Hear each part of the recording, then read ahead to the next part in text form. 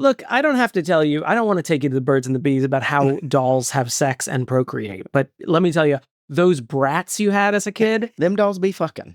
Them dolls be fucking. And then there's the queen brat. Queen brat, played by Charlie XCX. Make sure we all have a brat summer. And by that, we mean eggs laid in your intestines. Oh,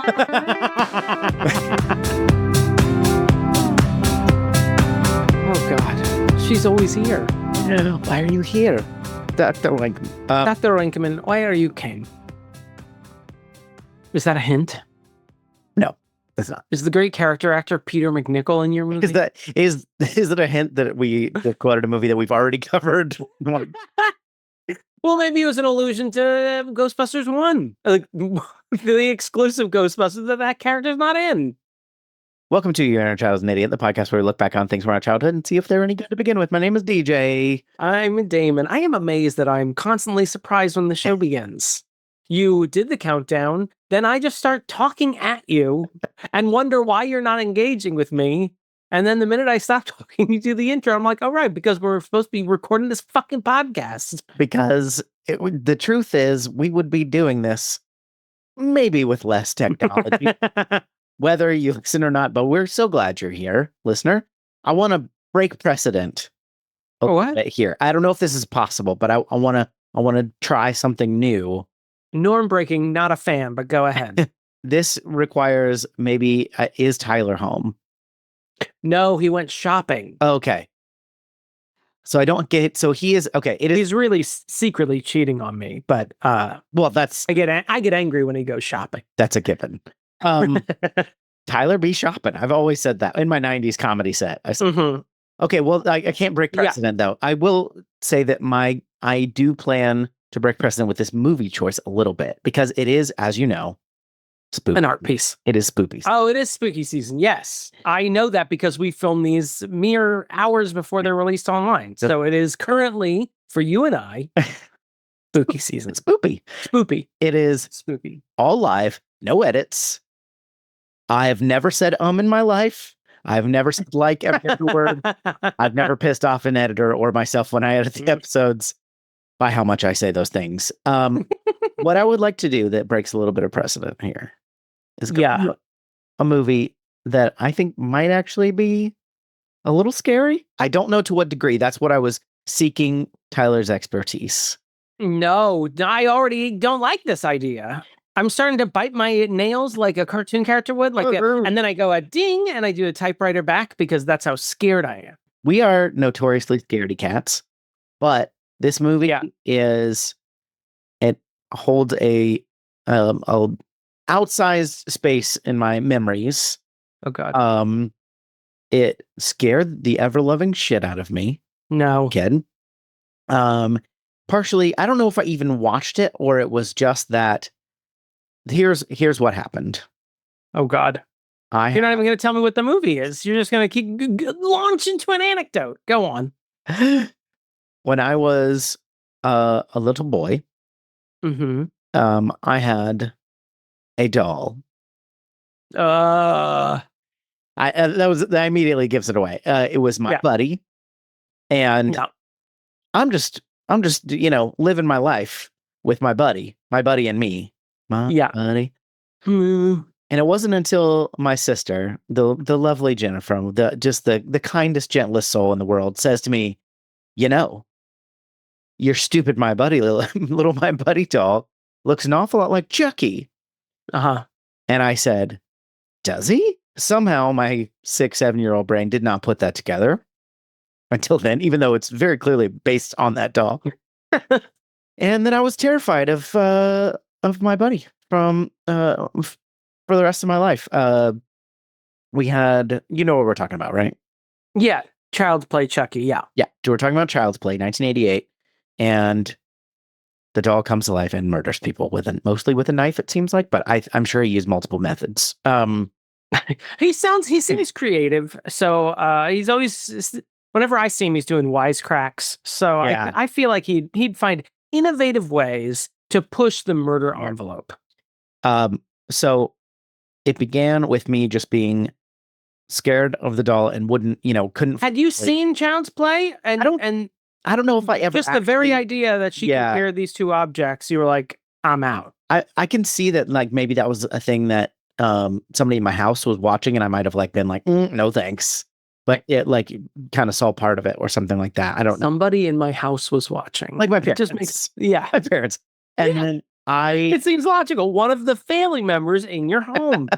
not like a ghost, like a You're not working at a bed and breakfast. It's just I got nervous when you called out on what I said. I don't know what you want from me.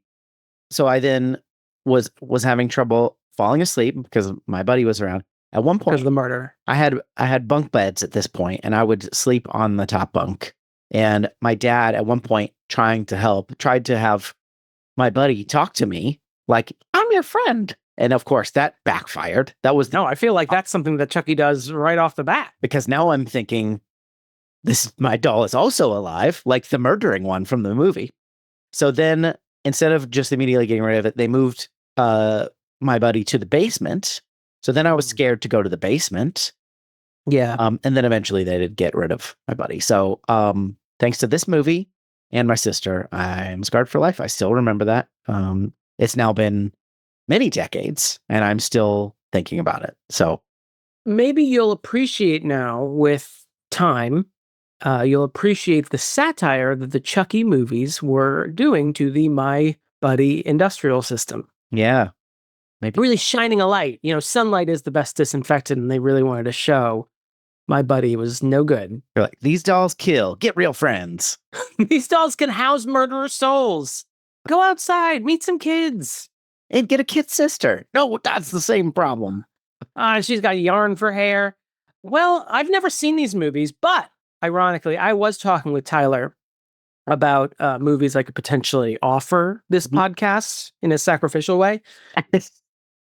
And Kneel to the altar. And he did bring up Child's Play. I ultimately did not go with it. You did not steal this out from under me. Don't ever think that. But in response to your initial question, is this movie scary? Tyler did say that we could probably handle Child's Play. I did a little bit of, and I didn't want to like give away too much to myself, but I did do a little bit of internet sleuthing, and I was like, I think we're gonna be fine because I think it'll be a little bit scary. I think it'll be more jump scares than we like. However, I do think it's probably stupid, and so Yeah, it doesn't feel just fucking kick the doll. You know, they're not heavy. How heavy was your My Buddy? It's probably hard to gauge since you would have been a kid carrying it around. Yeah, it was 50 pounds. Unfortunately, fucking ripped. I would use it to bench. Mm-hmm. Mm-hmm. And then the weird thing was that then you had to spot Buddy Yeah, which at the gym. You're like, come on. he couldn't lift shit. I'll tell you that much. How much you bench? Yeah. Nothing. Okay, yeah, that's good. Nothing because your arms are cotton. Get fucked, Buddy. My little buddy. Kid sister. I do. Well, this is unrelated. For a reason, I was going to talk about My Buddy, but we're not talking about My Buddy. We're talking about Chucky. I feel like Richardson. we can talk about my I really buddy. fucking hated the commercials for My Buddy Yeah. and Kid Sister. The song was rating, and I did get the sense. But keep in mind, this is coming from a kid who talked to himself as if he was hosting a show. When he was alone. And even I thought, come on, that's pathetic. Don't carry around a kid-sized doll pushing down the fucking slide. Come on, you look like an idiot. Then you're having tea with kid sister. Fuck off. This might be I don't know what was interesting to me because this may be the lady doth protest so much, but like I had friends, you know what I mean? Like no, keep telling yourself that. You made your mom buy several My Buddies and you dyed their hair yourself. all my friends are here laughing just out of frame. I do think the commercial, back to the commercial, I thought it was weird even as a kid because they would always show them together. So they'd have the whole song, whatever, 30 seconds of my buddy, and then the song continues with Right, yeah. my buddy, a new doll from blah, blah, blah, blah, and then they tell you about the thing you're watching, and then it'd be like my buddy and me, and then the song it was very clear, like an end spot, Yeah. very quick fade to black, and then kid sister. We like, why don't you run those separately? Because it's very obvious when you run them as 1 minute 60-second commercial that it's the same thing. You're just marketing to girls. It's very weird. We talked to the intern about that, and Greg said he didn't want to do that because it took more time to look for 2 different spots, so he just bought the 2 spots together. I'm not exporting them. It's 2 different files. It's the same thing. It's the same files. You know, he had those reel-to-reel tapes that he had to deliver directly to the television station. They had a few fucking huge antenna to beam it out to your televisions with all the. I already exported it to Betamax. It went out to all the stations. Not cutting the tape, okay? The very idea. Files. Get out of here. Okay, what? Now that I've been embarrassed, what is an embarrassing thing? Did you have any embarrassing doll or toy or thing? Oh, I had so many dolls. I just never had humanoid dolls. And I had, in fact, one of those nets that you would put in the corner of your room. Oh, yeah. To fill with stuffed animals. So I had like a Roger Rabbit doll, a Kermit the Frog, a Care Bear or 2. Arguably also humanoid, even though they're animal form. Right, I guess. Yeah, they are walking on all 4s. And they have tattoos on their stomach that they use to, shoot beams of pure energy towards the sky. Kermit, you mean? Just like you and me. But I never played with I never had like a set of toys. I just like piecemeal plush animals. I tried to say stuffed animals, but then I decided to say plush, and then I tried to jam them together, and I realized I've never put those 2 words together before in my life. So what I would do, since they were all like different IP, as the kids would say, they ran a detective agency. Yeah. All these famous cartoon and Muppet characters. And there were villains. I can't remember who the villain was. I feel like I had a Kermit the Frog Muppet Babies specific Kermit, and then I had adult Kermit. Don't say adult, but standard Kermit. Yeah. And I think I made Baby Kermit like the evil villain who was like causing crime all over the city that they worked in. And it was just fun. That is fun. I do think I'll admit, since we all know you're lying, I did not have friends. So those were my friends, but we were really close. So we've grown apart. I don't talk to him as much as I used to. But I still trust Kermit with my life. If he walked in the door right now, even though I haven't seen him for 15 years, I'd do whatever he said. I'd loan him whatever amount of money he needed. He'd give you the weird green collar off his back, if you asked him to. Is it a ruff, or is that part of your neck? Part of you? Now, here's a little fun fact about Chucky that I always like to employ. Chucky is played by Brad Dourif, who I think got a start on One Flew Over the Cuckoo's Nest. But to you and me specifically, he's best known as Grima Wormtongue. Well, he's also the doctor in Deadwood. Oh, yeah. He's a very specific looking gentleman. Yeah. So he doesn't play a lot of handsome leads very often. But he's the voice of Chucky? Yeah. All right. Cool. That's our guy. We're going to watch Child's Play, even though we don't want to. Watch along with us. Be right back. Child's in charge of our dolls and my play. When I want Child's in charge of me. I don't even remember. And my death. The theme? Specifically my death. So this movie we just watched, it's scary. Oh. It was scary. You know what else is scary?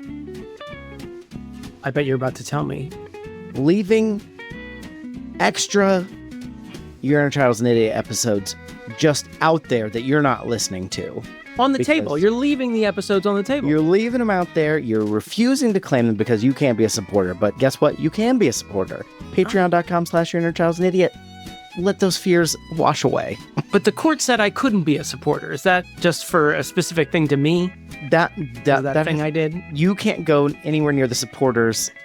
500 yards. The supporters. As long as it's a fenced area, as long as you stay 15 feet back from that, I think you're okay. And you can look me up on a map. Patreon people, I got nothing. Flawless. Patreon.com/Your Inner Child's an Idiot. Is that what you were looking for? It was, and I ruined it. I messed it up. That was maybe our most scattershot ad, and that comes in a long line of scattershot ads. We start with Charles in Charge. I went to alluding that I was some sort of sexual predator. To You be said clear, how scary it was? You said that. I didn't go there. I kept trying to work in on the table into the mix. We're Who good at wouldn't this. want to support this? We're good at this. We're good at Why this. wouldn't you We've want only done more of this. 200 of these. Yeah. We are back. We watched Child's Play 1988. Thank you. I almost put on the 2019 version. Don't yet, you at least. dare. It's not respectful to the lore or something. I'm gonna do some stretches, do a little synopsis since this is my choice. Yeah. Okay. I feel like most of you know how this goes. At least the general beats of this. Of Child's Play, or are you trying to do a synopsis? Both. And they're both not great. Spoiler. There's a young child, Andy. The titular child. He's 6. Andy is obsessed with the good guys. He's the very obvious My Little Buddy analog. There's a show. He's wearing the clothing. He wants nothing but a good guy doll for his birthday. But at first he doesn't get it. Then his mom finds a way of by back alley peddler shopping to find a doll. Meanwhile, this doll has been through black magic, inhabited by the soul of a recently May have been to hell and back in a literal sense. Yeah. Is now inhabited by a recently deceased serial killer by the name of Charles Lee Ray. Chucky, as he's known to his friends. And he is inhabiting this doll that Andy gets a hold of.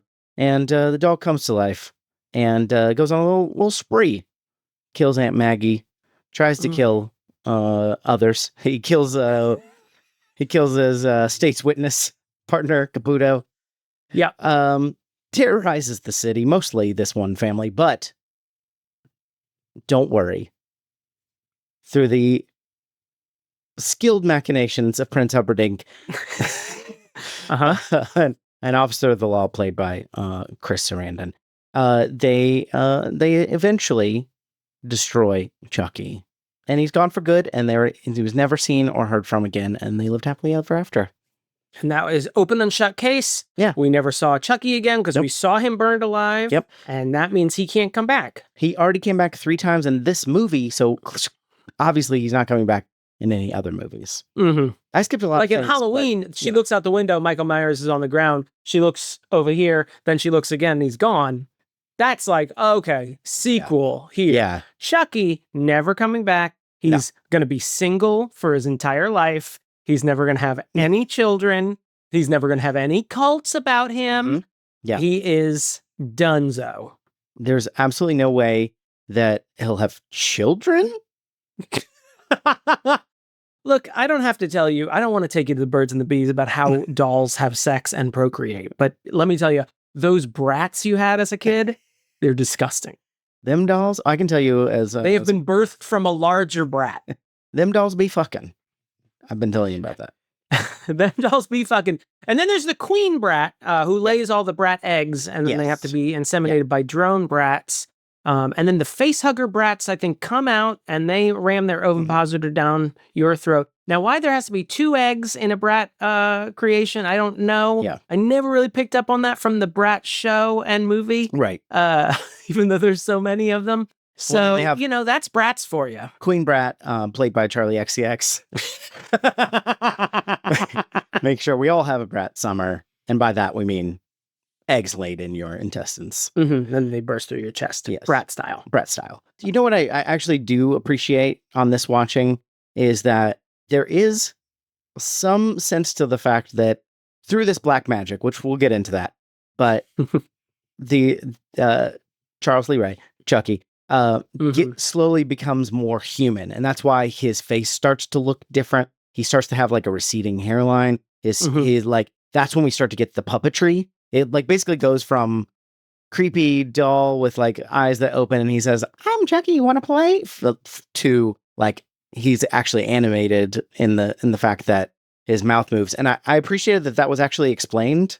That was your takeaway? That is what happened. No, I remember them saying that, and he talks about how he gets shot and he bleeds. Yeah. And the voodoo priest, a phrase I never thought I'd be saying, says, that's because you're becoming more human. But I didn't associate that with his actual face. I thought that they were just like, they were doing the Jaws thing where we never see Chucky talking aside from saying the doll's actual phrases. But then when he gets fucking pissed at Catherine Hicks, then he gets angry eyes like a Jeep Cherokee. And he, starts calling her a fucking slut. I thought it was just, well, now you made me upset, and you don't want to see Chucky very upset because his face slightly shifts. I think you are explaining the meta reason, the actual reason why they did that is because when they went into the editing booth, they were like, okay, we gotta Jaws this. We're seeing too much Chucky. And then apparently they did a lot of edits. And I think at some point, Tom Holland, not that one, the director. Different one. I think he left the project. I read something about that where he was like so mad at the edits that he's like, fuck this, I'm out. And they were like, that's fine. We're good. And we'll just finish it up from here. You've done all the shooting and the what have you. Yeah. It turns out we don't need you at all at this point. And I think part of that was like, it became less scary because you saw too much, which is what happened. I haven't seen. You mean at the beginning there was going to be more of Chucky talking to the kid? And kind of like I think this series, which I have not seen all the movies, but I do think it goes farther and farther into campiness, into like silly. And that's probably the best thing for it, really. Yeah, exactly. Not that this isn't silly, but it is like trying to ratchet up the tension, I think, in its initial proceedings. Well, I can't speak for the rest of the movie, but I did like the idea of like withholding Chucky up until that turning point when Catherine is alone with him. I thought that was a good choice. And when he like skitters across the bathroom or the background. Yeah, because, well, he's also played by a child, and a child running always puts me ill at ease. Just seeing that, why are you going so fast? And your arms don't bend the way I feel like a human's arm should, little child. Yeah, they did it. I think they did a variety of tricks to bring our Chucko to life. I call him Chucko. And some were smaller actors in costumes, sometimes people in costume in a forced perspective, like in an enlarged space. Other times just straight up puppets. I don't know if you know this, but that's how they made in Lord of the Rings. That's how they made it seem like the hobbits were very small. No, I don't. Yeah. I'm not familiar. They dressed them up with like this. With this franchise you're talking. So I was prepared to be scared. Either be scared. Well, I don't want to go that far into this yet, but like, okay, I was prepared to be immediately scared. But I think they did raise the tension pretty decently with that kind of stuff. Like the first time, like you obviously know Chucky's evil. You came to watch this movie, but it's called Child's Play, and you saw a man in the first 5 minutes use a voodoo spell to put his soul into the doll. You know what's coming. You know this is gonna happen. She saw Grima Wormtongue use magic to become a doll man. Dahlman. Jonathon Dahlman, the attorney at law. When the kind of like, I would say the turning point of that happens is when like Karen, the mom, is like realizes that Chucky doesn't have batteries. And when she checks, okay, well maybe there are extra batteries. She's like terrified, but then she goes and checks Chucky, his battery compartment, and it's empty. And then Chucky's head turns around and he says, "Wanna play?" or something like that. And then she drops him, and then he ducks and rolls under the couch. That sequence. That sequence was probably the best, most frightening sequence in it. In that I did my squirming, which Tyler I think secretly enjoys, where I'm just sort of rolling around on the couch, sort of tucking my various body parts, not my seeing body parts, but legs and limbs usually, or chest behind pillows to protect me from the doll in the movie. And so that it was effective in that regard, that sequence. Absolutely. Now, if we want to go into the plot of the movie, what I didn't expect is the amount of whodunit was going to be involved in this, and how much police procedural was going to be involved, and because we know that it sort of becomes Kill Bill for Chucky, where he's just got a list of people that he's like, I just need to kill these 3 people. I just need to close the books on these, and then I'll be out of your hair, ma'am, once I inhabit the soul of your child. If I could do a quick bit of I don't want to call it serial killing, but several killings in a row with a pattern. I like to think of it as cleanup. You know, I don't like any loose ends, much like our Prince Humperdinck, Lieutenant Prince Humperdinck. Mm-hmm. Now, I was put off by this, that he's called the Strangler. Charles Lee Ray is known as the Strangler. Yes. He's named after some of your favorite assassins and cult leaders, Charles Manson, Lee Harvey Oswald, and, of course, James Earl Ray. Mm-hmm. Great guys, worthy of having a pop culture character named after them. He's a strangler, so you assume he's a serial killer, yet he has an accomplice that drives the van for him. Well, you don't usually encounter serial killers that got people working for him. I guess maybe to buy all the rope, maybe to hold people down. Just doing the drive-in. I don't ask any questions of Mr. Ray. I'm just driving the van. This isn't funny, but apparently it's based on there were like killers that worked together. I did also see that, but I didn't want that to impede me complaining about them having accomplices. Apparently that happens. Yeah, there were stranglers, I think in Los Angeles area, that there were two guys, but this guy seemed very ancillary. I'm just saying, it's good to see, people have friends, even if they're psychopaths. True. It's lonely out there as a serial killer. I have a question. I was also surprised by how involved the opening sequence was. It's a long shootout in a toy store with all the little buddies or whatever the hell they're called, good guys in this, all over the place. And then we actually see him do the voodoo trick. Yeah. I just figured the movie would be like, meh, you get you've seen this before when people transpose their souls into dolls. But it really lets me know, sort of takes the mystery out of voodoo spells. Yeah, I mean, it did kind of come out of nowhere in the beginning, like, because unless I missed it, but it's just sort of like, we got the Strangler. They're like immediately chasing him at the very beginning of the movie. They chase him into this toy store, and then all of a sudden, like, there's like a lightning storm, and he's like doing a spell, which is, I think the spell triggers the lightning storm. Oh, okay. It's a Ghostbusters type deal. Sure. That makes sense, but it just does make sense. You're absolutely right. I don't know how else to like smoothly get into that, but I thought it was kind of weird. And I guess we get enough of I'm not, of all the things in this movie, like this particular serial killer practices voodoo, some sort of and has a mentor. A voodoo mentor, Dr. who Death, he also John. has to kill. I was upset that his name was John, even though he had a nickname, Dr. Death. I just really like that he's like, John, you betrayed me. You didn't tell me I'd be stuck in this hell body. And he's like, what? He's just like cooking some rice. Like, what? He seems fine. Like he's cool, man. Nonplussed or plussed. I can never remember which one's which. I actually don't know. Let me ask you a question though. Yes, please. Always. Obviously terrified me as a child. The doll is very scary.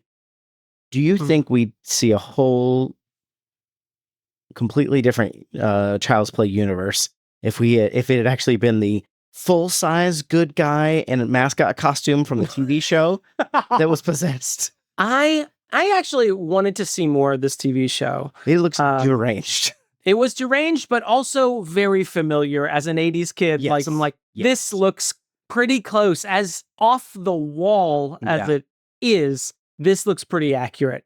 Yo Gabba Gabba, like... well, I'm just thinking of like Street. 80s shows, like just like, HR Puffin stuff. That's the one I'm thinking of. What's Yo Gabba Gabba? I'm thinking that's a Nickelodeon show from like, we were already...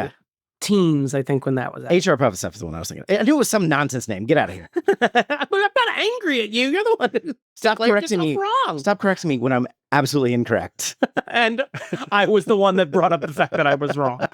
But yeah, I wanted a little bit more because, of course, we talked in the intro that Chucky's based off of My Buddy.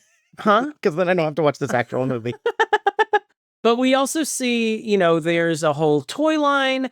Chucky is involved with tools in some way. He maybe is like a Bob the Builder, proto Bob the Builder, because he's got tools, some of which he uses to murder. He's got a tree house that he's sort of in his logo, he's like popping his little arm out over the treehouse window. Yeah. And then we see him hanging out in a romper room style show with this guy in a giant, like Mickey at Disney World style, like costume with a giant Chucky head. And I kind of just went like, what is Chucky like when he's not possessed by a serial killer? What is Chucky to the rest of the world? That's what I was kind of curious about. He's the new hot thing. He's the Tickle Me Elmo of 1988. And he's using hammers. His shoes have hammers on them and guns. Was it a gun or a drill? I thought the Prince Humperdinck on the case, he looked at the little shoes and said, "Oh, there's a what did he say? A hammer? There's a gun?" I was like, "What do you do, Chucky? What is it that you do? You had all summer to figure out what you do, Chucky." I also want to say, before we leave the voodoo priest... You want to go to the problematic corner to talk about that? I think so. I think we have to go. Let's go. Ooh, watch out now, y'all. Damon's got a problem, baby. Ooh, watch out now, y'all. Let him know about it. I just want to come in like Conan O'Brien dancing to the music, and then we discuss the most racist problematic elements of this movie. I think not, since we watched Adventures in Babysitting, which is a movie where every person of color is either a car thief or a literal blues musician. Have we seen such racism in a movie? Every person of color in this movie is a homeless person or a voodoo priest. Yeah, it's not great. The voodoo priest seems kind of nice. He seems like... In terms of like voodoo priests that we've seen in other movies, I'd put him... This is the one I'd want to have a beer with. Yeah, it is kind of funny because Chucky goes to terrorize John at some point, and the way that he eventually threatens him and then kills him is by having a voodoo doll, likeness, sort of, which I'm not sure why John had a likeness of himself there. That seems like something you would make if you were trying to do this to someone. Right. And of course, he like breaks his leg and then breaks his arm, and he stabs the doll, which makes him get stabbed. And then, but it is probably the only scenario where you hold up a doll, an effigy of someone, and they immediately go like, "Oh, don't do it, man." Because I feel like if I came to you and I just held up a doll, and I'd be like, "I have more hair than that," you would go, "Is that me?" That's so sweet. Did you have it 3D printed? But you do also get the visual of a doll holding a doll. That is true. Double Doll. Double Doll. The original name of the game show with kids, but then they changed Double Dare. When Roald Dahl was trying to sell himself as a game show host. I've got a wonderful idea. It's based on anti-Semitism and a chocolate factory. Yeah, I don't have a super deep analysis of it because it's not deep. It's just like, it's the magical N-word, for a lack of better word. It did feel like they had sort of painted themselves in the corner in that I feel like the mistake of this movie, or one of its mistakes, is that they felt the need to explain it to me. You don't really have to explain the ins and outs of the magical doll thing. Like, how did this happen? I feel like they could have been a lot more cursory about it, and just have him die next to the doll would be enough for me. I know what you're trying to get at, but I feel like once they got the voodoo involved, we're like, well, now we have to explain how he got involved in voodoo. I know Dr. John will be around, and he'll go bother him, and then there'll be voodoo dolls. And just to be clear, this is not Dr. John. His name is John, Dr. Death. Oh, sorry. Dr. John is my father. He sings Iko Iko and has a great time. I don't know. It reminded me of M. Night Shyamalan, his later output. He's always trying to explain these sort of magical things in his movies. Did you ever see Old? No. Yes. Old. No. That one is about a beach that makes people age really fast. And it's fine. Got it. But at the end, there's like a 15-minute explanation that a pharmaceutical company is using the beach to test their pharmaceuticals so that they can see what the effects are on drugs over long periods of time. I'm like, M. Night, you don't have to do this. I feel like most of the time we're making the opposite claim, where we're like, you give me a sentence, and this is the overcorrection version of that, where you're like, It's the flop sweaty, like, and then there's a doctor, and then he went to him before because he wanted to keep living longer, forever, and then the doctor's like, here's how you do that, but the only thing and you're like, yeah, it's okay. Got it. Thank Listen, you. The basic understanding that you need to have as a viewer, as the maker of this, is that it's stupid. So spend a little bit of time just to make your world make sense, but don't spend too much time because remember, it's stupid. We're all just trying to have fun. We don't have to, have a bunch of white people explaining voodoo to us. Although I do love that. We can get it. Do you have anything else for the problematic corner? Sorry. I mean, aside from the slut shaming of Karen, of course. Don't call her a fucking slut. Chucky, just kill her without impugning her sex life. Yeah. It's not really as misogynistic as this genre of movie can be. It's not bad, especially for like being 1980. And I think that's through omission, not through like they did the opposite or anything. They didn't like have these strong like. Well, don't forget, written by a gay man, Don Mancini. And gay men can't be misogynistic. Famously. No. All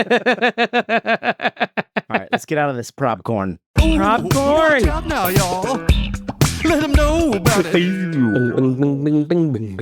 I'm not actually doing the song. I'm just doing the game from Mario 3. Okay,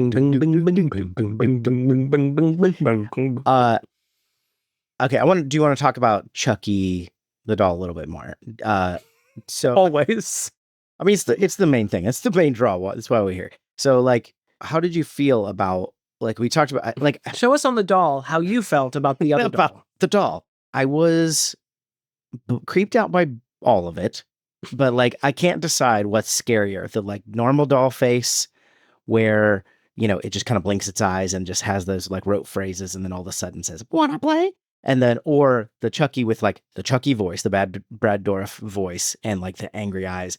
Because I think the contrast is also creepy. Like having both. Again, I wonder underline, not to give the movie too much credit, but the like becoming more human thing that like made this all like glue together a little bit in a way that I didn't expect it to.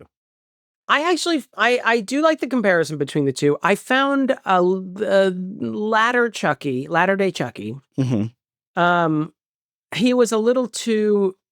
I don't know. He wasn't working for me in the terms of he was a little too, a little too, he was always a little stiff. I don't want to like be too mean to it. I mean, they did, some really cool tricks, but when he is still in good boy doll form, I find him very creepy. I've never really liked those dolls. I had a Teddy Ruxpin and it bothered me that his mouth didn't sync up with the words he was saying. Yeah. It's just flapping at a specific rate. And I'm like, this is uncomfortable. But I did like that Chucky, good boy Chucky, he does the half lid trick a lot, which I love when he is watching the news. He catches news about his accomplice. Yeah. And he turns his head to watch the news. And then Andy goes, Chucky, you're not even listening. And he does like the classic cartoon, like half lid eyes, and then turns back to the boy like, oh, I gotta keep going through this shit. Which I thought was just visually funny. Imagine if you were sowing your oats, strangling, presumably women. Just sat there strangling. And now you gotta pretend to be some kid's doll. Yeah. Yeah, I wonder, like, because that's why it made a little bit of any. I'm hammering on this a little bit too much. Like this is like a. I still even dispute that this is what the movie was talking about with him becoming more human. But go ahead. Like the Citizen Kane of horror movies or something. But like the fact that he like couldn't. It's not just that he was got into this doll's body, got sold to a mother in an alley, got brought home to a 6-year-old. And then was like, I know how to sell this. But he like actually couldn't. He was like growing into his powers, basically, of being an alive and animated doll. And that's why you could like whisper. That all like made this creepier to me and made more sense to me than just like he all of a sudden was like, play it cool, Chucky. And didn't just immediately like that first night he's already running around and like pushing chairs around and it doesn't seem like he's like, I feel like he's laying low in those first scenes. But then why did he stay in the box?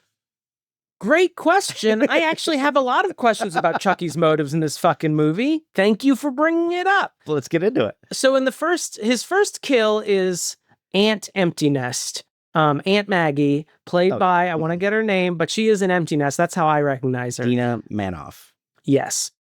She's the older, more straight-laced sister to Christy McNichol's more devil may care sister. I don't really remember Empty Nest all that well.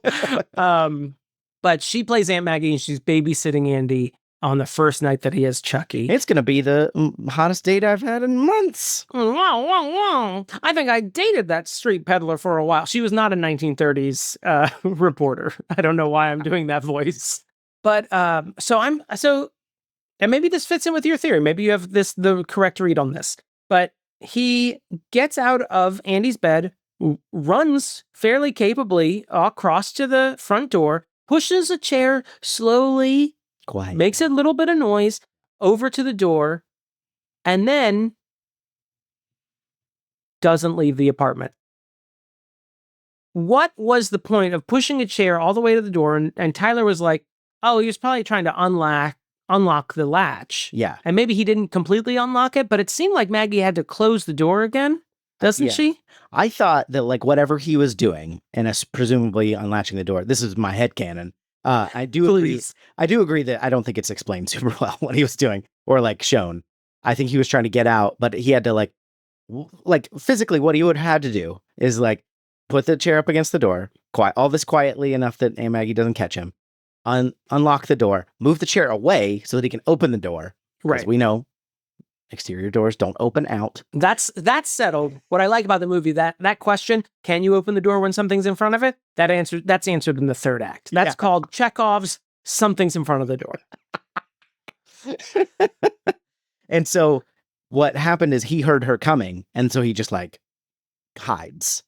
Okay. And then he knocks over the flower, stands on the counter, and then bashes her skull in with a hammer so that she falls through the thinnest glass in Chicago. I mean, that first kill is look, he might have already, like, she might have eventually died from the plastic hammer to the face. Because it did go into her face. Yeah, it did go in. But he's got good, I mean, for mostly being stuffing. Yeah. And I don't know how the biology of a Chucky doll works. Yeah. Since he doesn't have any bone structure. It's just stuffing and then well-placed seams, I assume. Fold. To create an elbow. But he's got an arm to push a presumably toy hammer into a woman's skull. But then she just like flails herself out. She does not even fall out of the window. She like pushes herself out of the window. And it falls on a car so hard, she crushes the roof.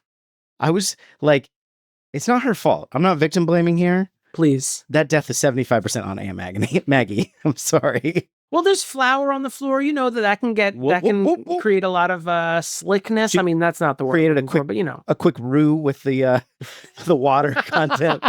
Well, that would thicken her fall. That's true. Yeah, you should gum it up. It's like think it through. I was surprised he was even bothering killing anyone at that point. Yeah, what's your game plan, Chucko? Yeah, so again, headcanon, I was under the impression that like he was trying to use the kid because he couldn't do everything on his own. Mm-hmm.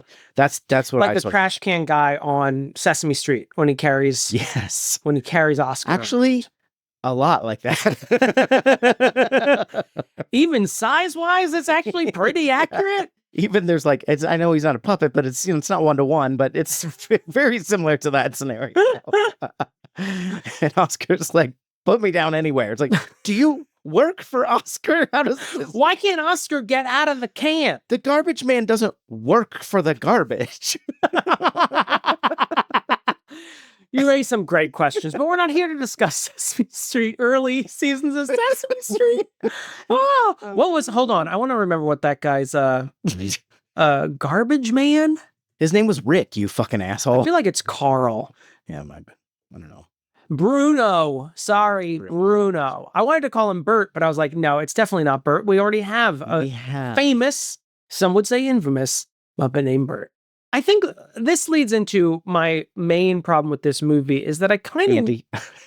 Well, stick a pin in that because I'd like to return over to Andy, who is like trying to decipher the fucking cuneiform tablets. I don't like closed captions on. I had to turn on closed captions for this because Andy is like, all his dialogue is like from under a pillow. I can barely hear him. I was about to turn it up and I noticed our television was at 40 volume already just to understand this little kid. I'm sorry they couldn't bring 6-year-old actor Alex Vincent in for ADR. Jesus Christ. Why not? What's he doing? Going to school? Get him some tutors. Some elocution teachers. He is a cute kid. Yeah, but I did not appreciate his ability to enunciate. You want to hit the cheap seats, Andy. Yeah. You want to be able to hear you in the back of the Globe Theater, you son of a bitch. Lay to the balcony, Andy. Sorry, I interrupted you with... What was I going to... Oh, I was just going to complain. I was kind of hoping, or I assumed, based on the setup of the initial part of the movie, that it was going to be about Chucky driving a wedge between Andy and all these other people around him. What it turns into is, hey, Andy, can you drive me to my accomplice's house so I can blow it up? Hey, Andy. And then the movie's like, oh, God, Andy, let's just send him to an institution for Act 2 so we can get some shit done in terms of figuring out the mystery of Chucky. I'm like, no one cares. What is this movie about? Yeah, and it does kind of turn on a dime for Andy as well, because Andy kind of doesn't see... He hears Chucky say bad things, but he's kind of like still in his like... He's pretending to be like he's saying bad things to Andy, but it's like as my buddy, as like good guy. He calls Aunt Maggie, who after she had died, calls her a bitch who deserved to die or something like that. But Alex is just kind of like, yeah, man, Chucky's kind of messed up, isn't he? Like, and then of course, reasonably, the adults are like, okay, clearly there's something wrong with this child because this doll is not talking. But at some point, they put Andy gets sent to like a mental hospital, like institution where there are literal bars on the wall, and then he sees Chucky coming, and he's all of a sudden scared. Which we as the audience, it makes sense, but Andy hasn't actually. Has he seen him? I'll push back in that when he's being interrogated by the police, he does say an interesting line, which sort of throws the whole first act into a new light, and not in a necessarily good way. He says, when Catherine's sort of like, you have to stop. No one believes you about Chucky. You have to stop saying this. And he's like, you don't understand. Chucky told me I can't tell anyone or he'll kill me. And first off, I was like, well, you've been doing a terrible job of not telling anyone that Chucky can talk, because you've been telling fucking everyone in this movie that Chucky talks. So he has every right, per the agreement you have with Chucky, to kill you. Yeah. And then it also like colors everything we've seen before, because Andy has been very like doting and like lovey towards Chucky. And now there's this new thing where the movie has not shown us that there may be like a more abusive nature to their relationship. But everything we've seen, even when they're alone together, has been, hey, Chucky, sit on this rocking chair while I go pee in this garbage dump. It's been very like sweet, kid stuff. So this idea that actually Chucky's been threatening him and he's actually scared of Chucky is not borne out by the movie we've been watching together with Andy and Chucky in it. Yeah, there's two things that also kind of confuse all of that issue for me. Like, one of them is I read later, so it's not really the movie's fault, but that like at some point they had said that Chucky's like, it's your, like his dad is apparently dead and had died fairly recently. And Chucky says something like, finds out by like looking at photos or some context clues. And then it's basically like, it's your fault. Your dad is dead. And then if you don't do what I say, something, but also in the first scene where I think it's the first scene where Andy's saying like, Chucky's talking to me and he's saying this, he's like, he says his name is Charles Lee Ray and he goes by Chucky. And I'm like, right. I just watched that on the news. Didn't you? Like, we were in the same room, weren't we? Yeah, I know. I feel, and it was playing on the goddamn news while Aunt Maggie was sitting there. Yeah. And I feel like if there was a notorious serial killer that they had a name for and there was a manhunt for, I feel like you'd kind of know who it was. Yeah. That would ring a bell. And I feel like someone say it later and Catherine Hicks has no reaction to it. Yeah. I feel like maybe this movie isn't totally above board, Damon. It may not be doing the work that we're doing. So okay, I guess I'll give that Andy being scared when it comes from him is okay. But I mean, that was interesting. Like that I feel like hinted at a much more interesting premise, and I wish we could have seen a little bit more of that. I think every time this movie goes away from like the relationship of Andy and his mom and Chucky, I feel like that was a missed opportunity that could have been like the tension of the movie. Yeah. But the movie seems to be more interested in solving this mystery. Police procedure, and the where idea we know that all the answers already. Right. Well, we have to watch him solve it. That reminds me, have you ever seen Predator 2? At some point it did. I remember watching it, and I remember getting so mad because we already know what the Predator is. It's Predator 2. But the movie keeps like having like shots of the Predator, just like the first one, looking through his heat vision goggles, and everyone's like, what's going on? I'm like, it's a Predator. Yeah. We know what's going on. Stop acting like this. And the problem is like there's no characters from the original movie in it, except for I think Gary Busey shows up halfway near the end. But as he always says, dramatic irony doesn't work like this. You can't just keep dicking me around. I saw a video recently that not to talk about a TikTok, but it was a Jason Pargan video where he's talking about like a lot of people who make sequels don't understand what worked about the original and how sometimes that's repeatable, and other times it's like you have to find a new angle. And it's like what worked about the first one was the mystery of like we don't know what this thing looks like, and this thing, and then it's like, okay, that's not going to work because it's the same thing. The second movie, it's just the Predator is back. And that's the thing, like with this kind of movie, is it's like you take a known quantity, haunted murderous doll, and just put him in new environments where it's like he's chasing new people. There's no mystery. But like even in this, there is kind of a mystery, but we as the audience already know the answer. And that's okay. Like that can be. You showed us the answer at the beginning. Yeah. It's an open book test at this point. We all know it's a haunted doll, and we have to wait while everyone's just like, I don't know. Well, and that can be interesting, but like in the way that you described it, where it's like, okay, we're seeing it through the lens of this family dynamic that's already tense, or the kid she thinks he's lying to her, and there's this extra tension of like recently widowed and like the trauma of that, and there's like actually something deep there that absolutely not touched by this movie. Yeah, but, I think that there's something compelling there. It's just not explored at all. Right. I think that the choice to like send Andy away in the halfway mark of the movie and he's just gone. Yeah. I'm like, I feel like that's the movie just even giving up on its like, fuck it. Yeah. Here's a doll. What about Officer Humperdinck? How do you feel about Officer Humperdinck? I didn't mind him. I guess he seemed really put out by everything. He's almost, I kind of was interested in that Karen's character, or Catherine Hicks's character, the mother, is very, she like actually hits the pavement and is like trying to solve what's going on, and she goes to try and find the street peddler who looks like the child snatcher from Magic Car. What's that fucking Magic Car? Rinky Dinky. Chitty Chitty Bang Bang. He's dressed like a lunatic. He Herbie Fully Loaded. And he does try to rape Catherine, the peddler. Yeah. Which is treated as, "Whoa, you get out of here, peddler." Probably should have put that in the old probcorn. Probcorn. That was deserving of the probcorn. But the detective himself just seemed to be there. I didn't hate him. I didn't really have anything for him either. What about you? You seem to like him. Well, I like Susan Sarandon, so I just naturally hate him. You're right. I do like... Now, did you look this up? Because I am doing this from memory.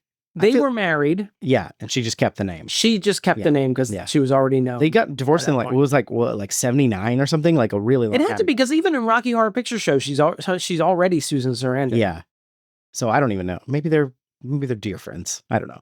I'm sure that we talked about this in Princess Bride, because that's the only other movie I've ever seen him in. He's also in Fright Night. I have not seen that. And he's also in an Alanis Morissette video, not from the famous album, the album after that. Okay. The one with "Thank You" on it. Thank you. But he's not in that. He's not in that music video. Oh. He's in a music video for a single you don't remember. It's called You Shoulda Know. See, she found what worked in the original and tried to make a sequel. Yeah, he is most famous for donating his last name to Susan Sarandon. Thank you, Chris. Thanks, Chris. I also don't this character, and I don't necessarily think it's the actor Chris Sarandon's fault, but like he obviously doesn't believe that this is a possessed killer dog. Why would you? As like assuming this takes place to the in our character's universe. credit. Yeah, Got it. I believe that, but he also doesn't seem that interested in solving the actual mystery. He's like, yeah, it seems like this 6-year-old child murdered his aunt, and we're like, okay, well, so I think your premise is sound. Your theory of the case. That is the exact conclusion I would come to if there was a boy, a doll, and a dead woman in an apartment. I'd be like, well, I can knock out the dead woman and the doll from killing her. So kudos to you for putting that together. But then he's not even like, well, this case is wrapped up. He's kind of like, yeah. It's like all he's doing is saying, no, it's not the doll, because that's crazy to Karen, but he doesn't go like, well, we're working on the case. We can't really involve, a family member of the victim. And then they also question Andy, and it was actually his partner or whatever, but they're questioning Andy alone. And I'm like, that's definitely not legal. Like, you mean the second time after the house explodes? Oh, is that when they take him in? Yeah, I want to talk about the murder scene after Aunt Maggie died, because you just reminded me how fucking insane it is. We are not cop lovers on this podcast, but if a woman has been thrown from a window, and then the only other person who was in the house was a 6-year-old boy, this is a murder scene. Catherine Hicks doesn't just get to dictate when all the police leave, because she's like, no, get out. And he's like, all right, well, will you call me if you notice anything strange? I'm like, what are you talking about? This is a live crime scene. Don't you be dusting? And now you're going to sleep in the house where your best friend just died? Yeah. And she does not seem that upset. She doesn't seem that upset. The kid doesn't seem bothered. And Prince Humperdinck seems to be fine, being like, I'll get back to that murder scene later, but I'm going to go back to my office now.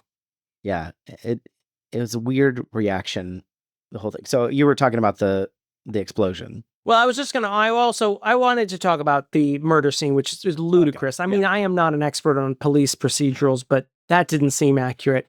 Now, we do find out Prince Humperdinck is warned by, I keep wanting to say Catherine Hicks, that the doll is alive, and it's got a list of people that it's going to kill. Yeah.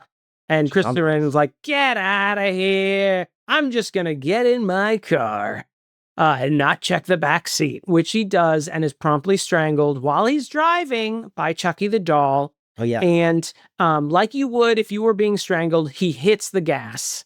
Well, I'm pretty sure Chucky cut his brakes, because he does touch the brakes. Oh, that? Oh. I don't know if he ever says that, but I'm like, that's the impression I got. I kept seeing his foot sort of glide past the brake, and I kept being like, just hit the brake. And he kept, I feel like, hitting the gas. Yeah. And then then he's being stabbed from the butt. He's being stabbed from underneath, and he's got both of his legs up above. I kind of like that scene. That is my nominee for the Sally Field. It is absolutely ludicrous. And I was like, maybe this is a funny scene. It seemed kind of both. It was kind of creepy. I didn't think it was creepy. I thought it was just mostly dumb. I think I can't tell if it was being funny on purpose or in real. I don't know if you do this. I know I've seen enough internet memes to know that other people do this too. But if you're in the basement and you turn off the light and you try to run upstairs as fast as you can, you don't really think someone's after you, but you kind of. I do that when I take out the trash and it's really dark out, and I just run back or whatever. That for some reason, him dodging knife things through the seat while trying to drive is I don't know. It's in that same realm where I'm actually dodging. I don't know. It just pretending to dodge bullets as a kid. Yes, exactly. Well, it's ludicrous, and then the premise, I alluded to this in the intro. He's a fucking doll. How much strength or weight can he have? Just lean forward and the doll comes with you if you're being strangled by a doll. It's all it's hard for me to get scared because it all seems so stupid. Yeah, the physics of it start to really break down of it, but like I guess you could say, he is getting whatever strength he had as a man retained. He's getting that. So back Chucky has over the time. strength of a full-grown man Yes. who's got a keen eye for strangling. Yeah, I mean, he is the strangler. And then the car flips over, standard issue movie car, flips over on its roof. Everyone's fine inside. And Chris Sarandon, rather than getting out of the fucking car, decides to just start firing at various parts of his... He can't get out. I didn't get that feeling either, because all the windows are busted open. I think his seatbelt was, or something had him trapped. Hey, movie, you need to explain these things. Because I just kept screaming, get out of the fucking car. You could tell like these things where like you have to like make these headcanon edits to help. And then also a good sign, I learned this in taking like an online screenwriting course, is that if you see two people's names, if you see an ampersand together, that means like DJ and Damon wrote this together. But if you see the word and, that means that someone overwrote what they did. And so the screenwriter, and I wish I had written down who the writers were, but it was like writer, the word and, writer, a second and then so that means at least two major rewrites were enough for people to get credit.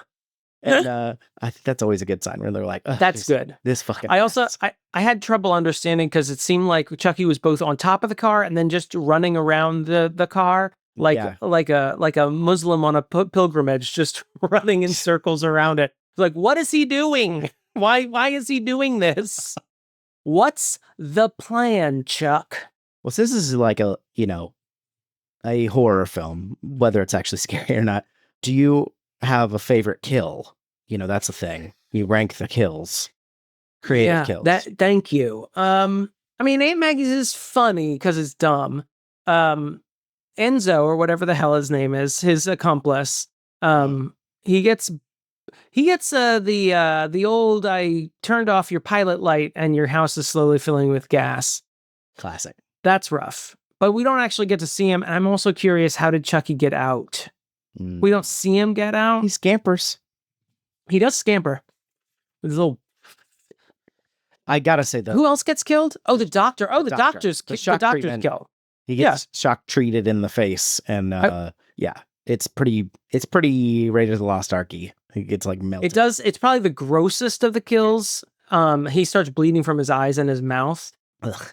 I wish the one thing that is missing, what I like in horror movies, is like, and maybe this is what happens as horror series go on, when you start to identify with the monster rather than the protagonist. Like you see that in Jason and later ones, where they kind of give you a reason to hate everyone who's being killed. Yeah. And it felt like the doctor seemed like he could have been more elaborated upon to give us a reason to be like, yeah, give him shock treatment. When you usually super want to kill all the like virgins, you're like, these fucking, they're impure. I want to kill all the virgins and I want to kill all the sluts. You heard it here first, folks. I just like them both dead. I actually don't have anything else that's not. In my ideal scenario, the final girl is a girl who only has sex in relationships after about 3 months. Of marriage. Lawful, wedded. Oh, sex after marriage? Well, I guess I'm the final one here at Camp Crystal Lake. Let me see my notes. Most of this may be staying in my final thoughts. My Springer's final thoughts. I want to work the phrase, this isn't groceries, into regular everyday life. So Tyler's favorite line was, gun jammed on ya? Which was the closest Chucky ever came to being funny, was when she's like firing a gun and she can't get a bullet out and he goes, gun jammed on ya? It's like, why are you being so taunting? I was actually kind of surprised. I think some of the lines that I'm thinking of that Chucky says, or like that we see him say, are definitely from sequels. And I saw little bits or whatever, because he doesn't say that much. He's not as, I mean, I think in the later series, he becomes much more of like a wry kind of anti-hero. Whereas in this, he just seems like a jerk. It's not, Dourif doesn't get a lot to work with either. You don't get to see him Dourif out. Yeah. Save that for One Flew Over the Cuckoo's Nest. Yeah. That's when you get to dwarf out. Do you want to scamper to the verdict? Yeah, let's take our little padded feet and go over to the kitchen, spill some flour, and get our final thoughts in. Verdict. Why do I keep saying final thoughts like fucking Jerry Springer? Damon, what did you think? Your inner child is an idiot. This movie is dumb. There was only one moment when I was kind of scared when Maggie was looking around the dark apartment. I should have said this. Why didn't she just say, Andy, where is that you? Obviously, that's what you would do. You are alone in an apartment with a child. You would assume that the scampering isn't a third person. It's the kid. Anyway, I mentioned the racism, the deranged racism. I feel like this is an interesting premise. I mean, this is, of course, not the first living doll, haunted doll story. I mean, I think Don Mancini talks about being inspired by a Twilight Zone episode with a similar premise.